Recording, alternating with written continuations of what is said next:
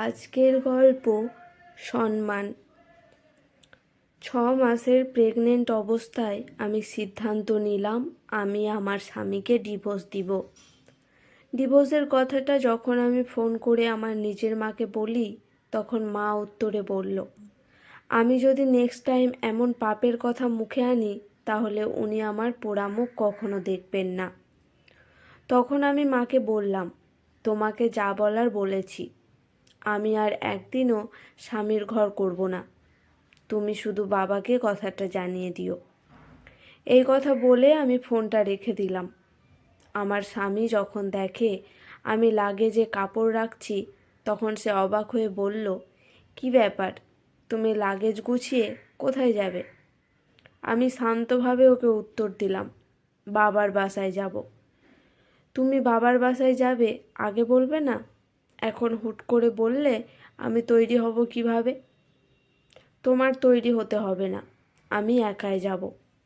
আর শুনো, কয়দিন পর উকিল আসলে ডিভোর্সের কাগজে সাইন করে দিও। আর চিন্তা করো না, আমাকে দেনমোহরের বাকি টাকা তোমার শোধ করতে হবে না, সেটা আমি মাপ করে দিয়েছি। আর তোমরা আমার বিয়েতে যে গহনা দিয়েছিলে সেগুলো রেখে যাচ্ছি, ইচ্ছে হলে দেখে নিতে পারো। আমার কথা শুনে ফাহিম অবাক হয়ে আমার 2 কাঁধে হাত রেখে বলল, মানে? পাগলের মতো কী সব বলছো? আমি ওর চোখের দিকে তাকিয়ে হেসে বললাম, আমি যা বলছি সত্যি বলছি। তোমাকে এখন আমার আর ভালো লাগে না, তাই তোমার থেকে সরে যাচ্ছি। আমার স্বামী আমায় বারবার জিজ্ঞেস করছিল ওর অপরাধ কী। জবাবে আমি শুধু বললাম, তোমার কোনো অপরাধ নেই, সব অপরাধ আমার। তোমাকে আমার ভালো লাগে না, তাই তোমার সাথে থাকবো না।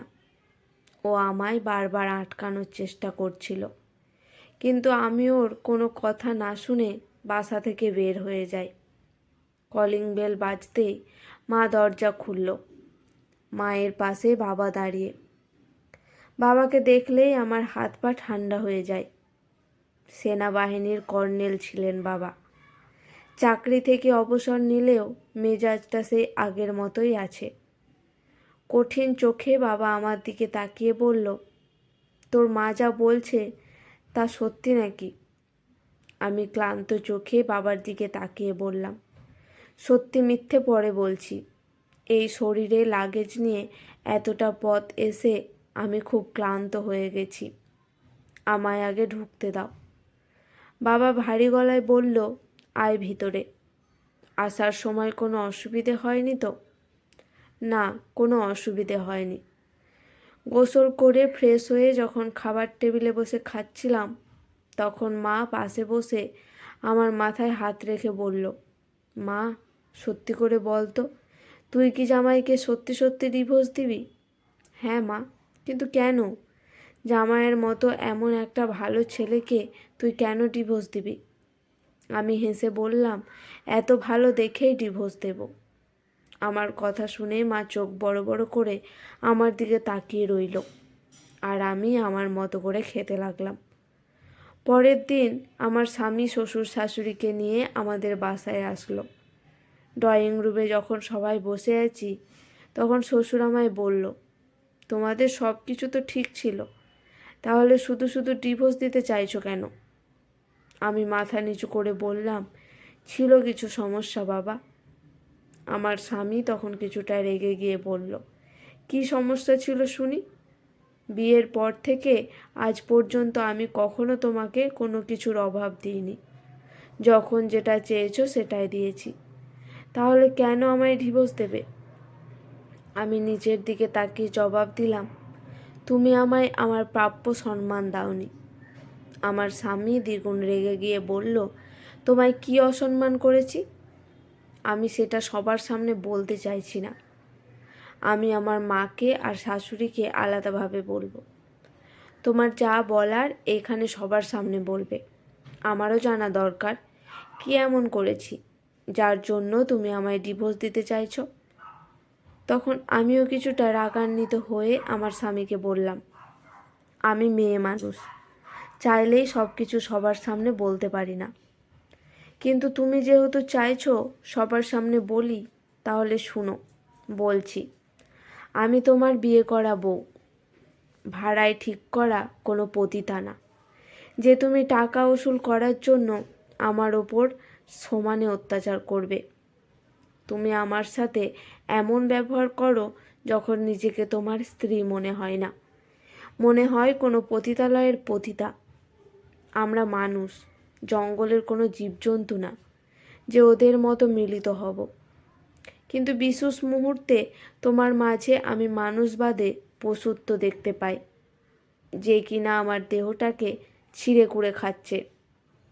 ইসলামের শরীয়ত মোতাবেক স্বামী স্ত্রী সঠিকভাবে মিলিত হওয়াটাও এক ধরনের ইবাদত, কিন্তু সেটা যদি বন্য প্রাণীর মতো হয় তখন সেই ইবাদতের কাজটাই গোনাহের কাজ হয়ে দাঁড়ায়। আমি জানি স্বামী যখন স্ত্রীকে কাছে চায় তখন স্ত্রীর উচিত দুনিয়ার সব কাজ ফেলে হলেও স্বামীর ডাকে সাড়া দেওয়া, কিন্তু স্বামীরও খেয়াল রাখা উচিত স্ত্রীর সুবিধা অসুবিধা বোঝা। আমি প্রেগনেন্ট, আর এই অবস্থায় একটা মেয়ের শরীরে নানা রকম সমস্যা দেখা দেয়, কিন্তু তুমি সেটা একবারের জন্যও খেয়াল করো না। তুমি শুধু তোমারটাই বুঝো। আমার কষ্ট হচ্ছে কি না সেদিকে তোমার খেয়াল নেই। এত কিছুর পরেও আমি আস্তে ধীরে চেষ্টা করেছিলাম তোমায় সংশোধন করতে, কিন্তু গতকাল রাতে তুমি যা করলে আমার ক্ষমতা নেই সেটা সহ্য করার।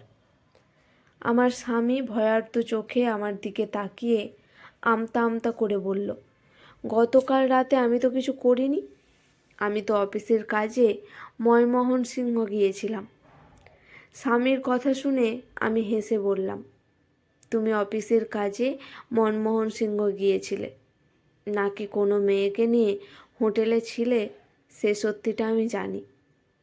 কপালে জমে থাকা বিন্দু বিন্দু ঘামের কণাগুলো মুছতে মুছতে আমার স্বামী বলল, মিথ্যে কথা, আমি কোনো মেয়ের সাথে হোটেলে থাকিনি।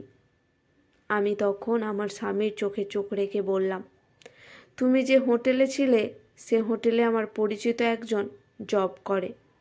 তার কথা আমি প্রথমে বিশ্বাস করিনি, কিন্তু যখন নিজ চোখে তোমার আর মেয়ের সিসির ক্যামেরায় ভিডিও ফুটেজ দেখলাম তখন কি করে অবিশ্বাস করি বলো তো। আমার স্বামী মাথা নিচু করে বসে রইল। আমি তখন শ্বশুর শাশুড়ির দিকে তাকিয়ে বললাম, আপনারা বলেন যে স্বামী তার স্ত্রীর সাথে পতিতার মতো আচরণ করে আর দিন শেষে অন্য মেয়ের সাথে রাত কাটায়, তার সাথে সংসার করা যায়? শাশুড়ি আমায় অবাক করে দিয়ে বলল, তুমি যদি স্বামীকে তৃপ্তি দিতে না পারো স্বামী অন্য মেয়ের কাছে যাবে, এটাই স্বাভাবিক।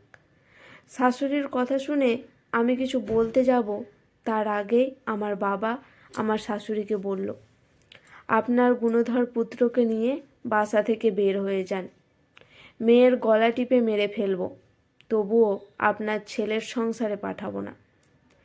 আমার স্বামী আর শ্বশুর শাশুড়ি চলে যাওয়ার পর থেকে মা কান্না করছে আর বলছে, আমার মেয়েটার কি হবে, আমার মেয়ের অনাগত সন্তানের কি হবে। খেয়াল করে দেখি বাবা বিছানার এক কোণে চুপচাপ বসে আছে।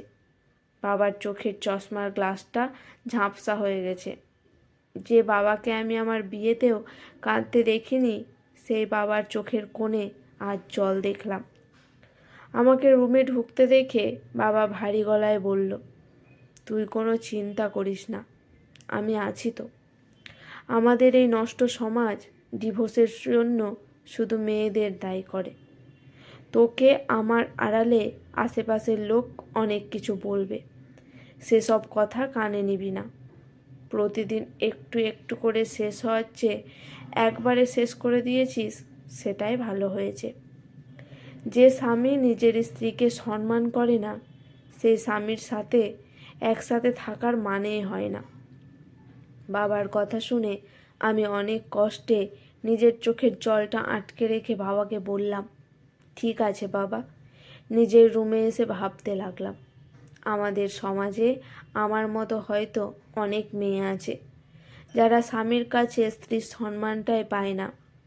দিনের পর দিন অসম্মানিত হয়েও সংসার করে যাচ্ছে, আর প্রতিদিন একটু একটু করে শেষ হয়ে যাচ্ছে। আজকের এই ছোট্ট নিবেদন আপনাদের কেমন লাগলো অবশ্যই নিচে জানাবেন। ভালো লাগলে লাইক করে